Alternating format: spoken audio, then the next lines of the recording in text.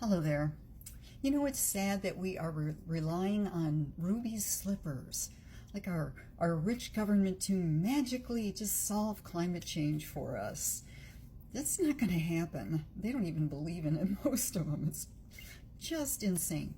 But the problem with relying on other people is a lot of them just don't have it right yet. They don't understand the right way to solve climate change. You hear fossil fuels all the time, and part of it is because they say they've worked so hard on that subject that they just want to keep drilling that one home to try to get us to solve climate change. But there's one problem with fossil fuels, getting rid of fossil fuels. The Earth would probably get a little warmer. You see, there's not only CO2, which is a heating gas, but there's also aerosols and surface albedo. I don't know how to pronounce albedo, I've just seen it in print, but that's how I'll say it.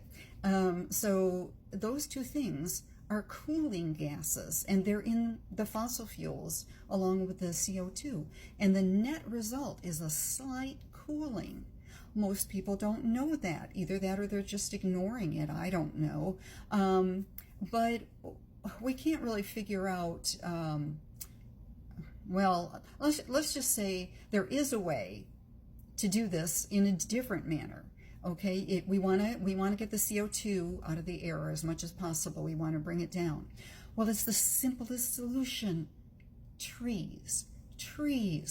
We've got to drive this home. We've got to plant trees. Trees, moss, bushes, shrubs, that kind of thing, and long-rooted perennials, but especially trees. Trees and moss, I understand, are supposed to be the biggest for drawing down CO2. So we have to start planting these things everywhere. Now, that's just one part of the solution. That's not even the big part yet. That's a little part. But also we're going to need land for that, and I'll get to that in a little bit. Let's see. Okay, so let me tell you the big part, all right? It's to diminish methane in the atmosphere. Let's work on that gas. And methane comes largely, it comes from a couple sources, but one of the really big sources, the biggest I'd say, is animal agriculture. And now everybody goes, oh no, we're going to go into that territory. We have to grow up. Let's do this. All right. So methane is produced from cow burps, sheep, and goats, ruminant animals. And it gets into the air and it's heating the atmosphere, but it's a short-lived gas. 10 to 12 years. So think about that. Now, this is a theoretical, and this will not happen, so don't get panicky. Let's say all the cows were just taken out today. Okay, that's the theoretical. Out, all the cows and sheep and all of that. 10 to 12 years from now, all the methane gas that they have produced in the last 10 to 12 years would be out of the air. So we would greatly diminish our greenhouse gases and the heat that it's holding, those are holding in. And also the nitrous oxide too, we'd diminish that. That's a longer lived gas, but we would diminish it. So we'd be working on a couple of gases, and some, nitrous oxide is kind of poisonous in different ways. So I'm distracted because, TikTok starts putting up some, little announcement in the middle of my video just for me to see. Isn't that nice? But anyway, I'm sure you're thinking of things like peat bogs and waste dumps giving off methane. Yes, they do. Yes, and we have to work on those too.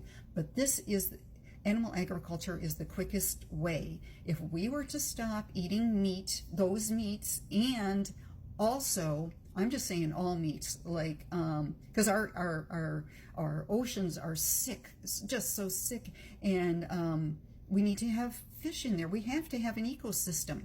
So we should stop eating fish. We should stop eating chicken and turkey because they're eating all of that grain and soy. We're growing all this grain and soy, and we're using up all this land. Land usage is very important now, and we're using up all of this on animal feed.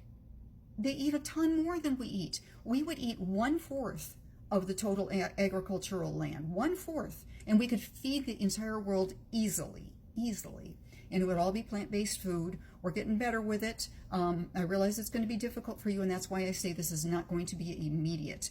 You can't just send it to everybody and they'll all go, oh yeah, sure, I'll give up meat.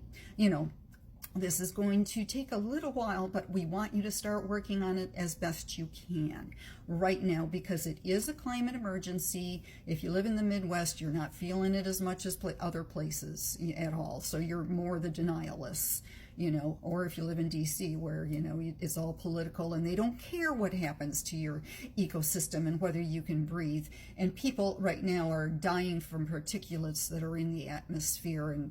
And okay, you can tell I could just go crazy on all this stuff, but let's try to keep it to the cows and things. So so we could slowly phase out of breeding cows. We wouldn't kill the cows. You know, we put cows on sanctuaries to live in for you to visit. Cows would not disappear during your lifetime. They would still be around, but just not as many, because we could save them. But you know, you guys would probably be eating them until finally nobody was eating them anymore, and we had enough things for you to eat that were healthy that you like to eat. So let's work on all that. Let's be dedicated. Jump in, be a part of it. That's important. Be a part of all of this. See, the cool thing is, and I'll explain it, since we're only going to use 1/4 of land, 3/4 of the agricultural land can be, they call it rewilding. You would put trees on there. You would have farmers to manage the trees and the wildlife and the, you know, the whole ecosystems there so that they're healthy. And we would be drawing down CO2 and cooling the atmosphere and cleaning it up from all the things that we're doing, you know, no longer making it more polluted with that animal agriculture and making yourselves sick, by the way, a lot of you. I see it all the time. It's terrible. But anyway, just think about it. We could beat the government at its own plan, because they have, a lot of the people in government have bought up farmlands, and they also, a lot of them are cattle ranchers, and they have tons of lobbyists, and like the American Beef Cattle Association, I can't remember what they're all called, and the Farm Bureau, and the, you know, there's like tons and tons of lobbyists that are there, and organizations all about trying to force us to eat meat. And I'll do a video on bovine, what is it called? Bovine leukemia virus, leukemia bovine virus. Anyway, I'm going to do one on that very, very soon, and it's some serious stuff. So yeah, there's a lot wrong, but they're trying to keep you sick because it keeps the hospital systems going and all of that. You can tell your government does not care whether you live or die now. You can tell that. So we have to protect ourselves, and we can beat them at their own game, because no matter how much they advertise meat, you know, and all those things, and oh, bacon's good for you now, it's no longer processed because what's his name, RFK Jr. says so, and he eats it, and look how healthy he looks. But anyway, we can beat them at their own game, because they can't make us eat that. So join in. This is going to be how we're going to save this earth, and I mean, it's going to make a huge difference. And then we can, once we get going on this methane thing, bringing that down, then we can have the fossil fuels come down. But we can't just do fossil fuels, or we will be sorry. We'll be heating the planet slightly more. It's just, we've got to do this methane thing no matter what. So animal agriculture, let's get rid of animal agriculture. You know, put it in your mindset that it's a good thing, okay? And if you have issues, let me know. You know, let me know. I might answer them. We'll see.